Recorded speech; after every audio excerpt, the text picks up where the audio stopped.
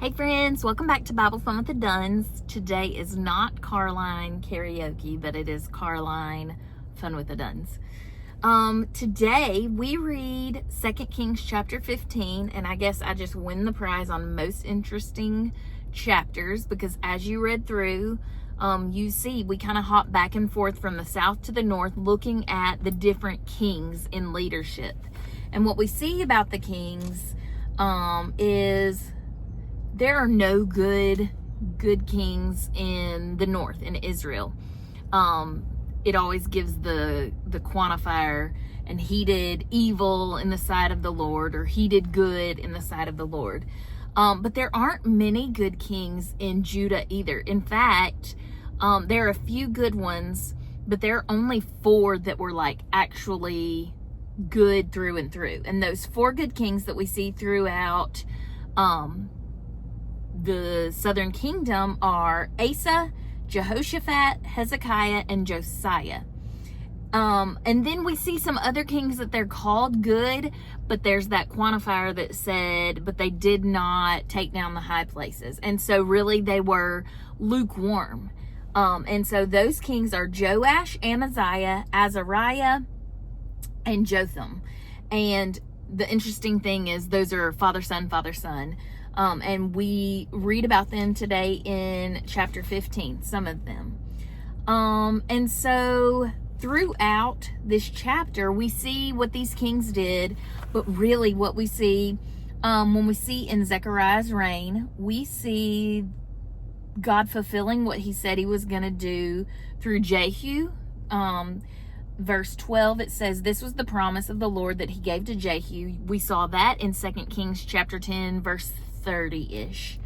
And then we see Menahem, who was just a terrible leader, like just evil.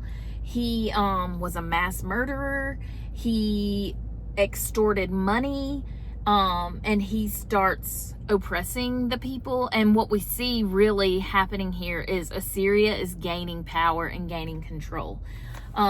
Later on, towards the end of the chapter, under Pekah's reign in the north, it's in verse 29, it says, the king of Assyria came and captured Ijon, Abel, Beth-makkah, Genoa, Kadesh, and I'm just making the pronunciations up as we go, Hazor, Gilead, and Galilee, all the land of Naphtali, and he carried the people captive to Assyria. And so we see Assyria gaining more and more power and control. The end is near for the northern kingdom. Assyria is starting to take over. They're going to take Israel into captivity. In fact, we only have one more king left to come into power in the north, and that's King Hoshea. But in the south, the kingdom of Judah, the southern kingdom, is not doing it perfectly. It's a bunch of those lukewarm kings, but what we do see is that God is keeping his promise to keep the line of David in power. And so really throughout this chapter, my takeaway is this idea of Assyria taking control. And I see the character of God warning them over and over again. At this point, Elisha has died, and so they currently don't have a prophet to even remind them of what they're supposed to be remembering constantly, all day, every day, all throughout the year. But they're not living out the lifestyle that God set up for them with the feasts and the festivals and the ways of remembering. But it points me back to something we read in a couple of days ago in chapter 13. It's around verse 22, and it says, no, it's 23, and it says, the Lord was gracious to them and had compassion on them, and he turned toward them because of his covenant with Abraham, Isaac, and Jacob. And a commentary I read was talking about a covenant is a a promise. It is a commitment between two parties. And God is continually keeping up his end of the deal to the point where he's keeping it up exceedingly abundantly. Israel is failing at their end of the covenant. All they had to do was make God their one true God and worship only him. And they can't seem to do that. They are enticed constantly by the world around them. And they are definitely not keeping up their end of the deal. And so even back in chapter 13, as we see the divided kingdom, we see other, like Assyria, other kingdoms around them gaining power. And we see Israel just completely forgetting who they are and who their God is. We see the author kind of laying out the evidence for what's about to happen, and we're just buckling up for Assyria to take over. And so my takeaway from chapter 15 is all of these kings, some of them just get a couple sentences. And so that's pretty interesting for the life that we live here on earth. If we're not making a kingdom impact, what kind of legacy are we leaving?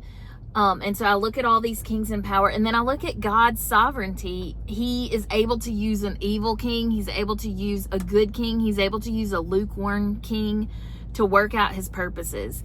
Even when God is about to allow Assyria to take the northern kingdom into captivity, even that is discipline and a reminder for God's people to return to him. That's still not going to be the end of the story. And so I guess I see the character of God. I see his graciousness. I see his mercy for the northern kingdom, but also for me, who also fails in keeping up my end of the deal, who also gets enticed by the things of the world, who also sees a squirrel and chases after it until God reminds me, hey, don't chase after idols and other things. Seek me as the one true God. And so this is human nature, and humans stink at this. We are constantly fighting our flesh. We're constantly fighting our sin nature, and we're constantly fighting our culture and the world around us. Everything is calling out for us to worship everything but God. But it tells us who we are, but better than that, it tells us who our God is and how good he is and how faithful and patient and how he loves us and gives us exceedingly abundantly more than we could ask or imagine. So keep going. This history is interesting, even if we can't pronounce all the names. And it is all telling us this love story that God wrote to us, his pursuit of us every single day. All right, friends, thanks for joining me, and we'll see you guys on Monday. Bye.